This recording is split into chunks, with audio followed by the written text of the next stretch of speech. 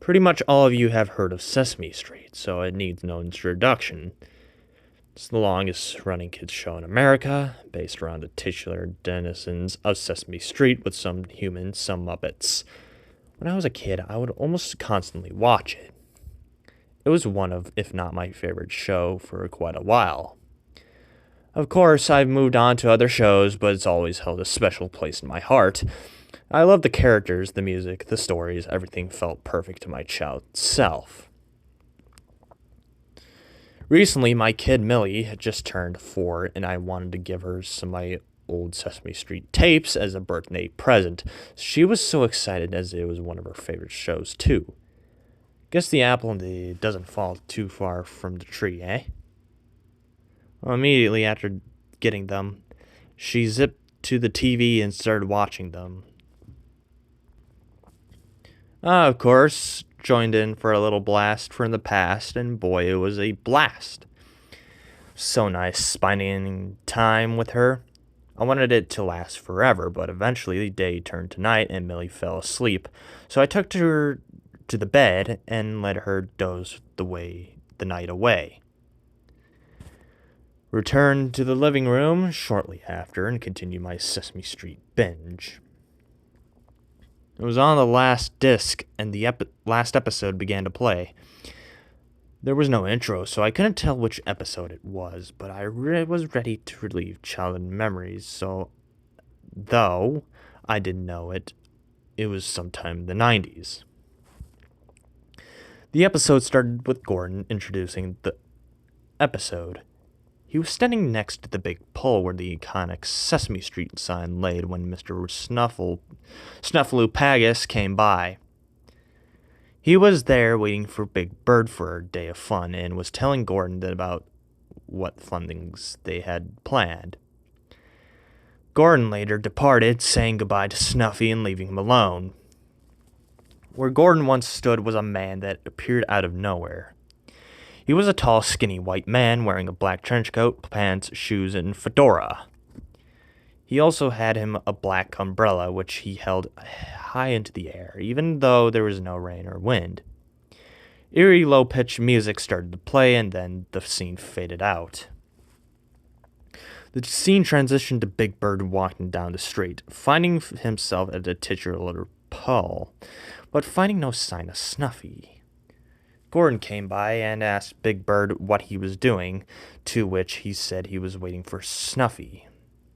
He started saying what fun things they had planned that day, which was quoting Snuffy's verbatim until Gordon interrupted him. Gordon told Big Bird that he saw Snuffy just minutes earlier, and they both got a concerned look. They then searched out looking for Snuffy, and the scene ended. After that scene, a quick cartoon played. I didn't remember this episode, but I chalked it up to being a bad memory, but I was interested to see where it was going. The next scene showed Elmo and Zoe playing in the park together.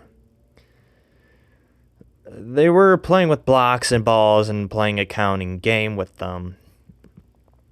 After a minute of playing the game, Elmo excused himself and left and just left where Elmo stood. The umbrella man was just there, in front of the bushes, with the same music played, and the scene faded to when Elmo was just coming back. Elmo then found that Zoe was gone, and he became worried. He found Gordon and Big Bird was looking for Snuffy and told them about Zoe, to which they took to finding both Snuffy and Zoe. Later, a scene showed the search party becoming bigger. With more people coming to aid in the search, Gordon stopped by a tree to relax for a minute, and then Big Bird was getting worried and reportedly asked Gordon to get up. Gordon calmly told Big Bird not to worry and that he'd catch up in a minute. Big Bird left, and the umbrella man was just right there he stood. The man started walking towards Gordon, but just before he got to him, the scene ended. The next scene showed Big Bird worrying about Gordon and his friends, where Ruthie came up and told everyone that Gordon, Grover, and Cookie Monster were missing. This caused a bit of a commotion until Mr. Hanford settled the tensions with a positive and persuasive speech. The crowd noises died down and everyone went in the different directions to search more effectively. After that scene ended, the next scenes showed that it had been 3 days and no one was found. Telly was sitting on a bench talking to himself, worrying about his fellow citizens of Sesame Street. Elmo then came up and tried to comfort him, but also to learning that Susan, Harry, Bert, and Ernie were missing too.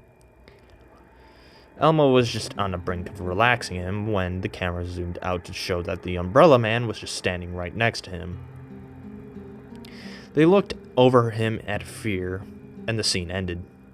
After this, a scene showed a random Muppet running in the streets, yelling, "Beware the Umbrella Man," after running into Hooper's store. Mr. Hanford and some others calmed him down and got him to explain. The Muppet then explained that he saw the Umbrella Man take Telly and Elmo and knew he was responsible for others disappearing.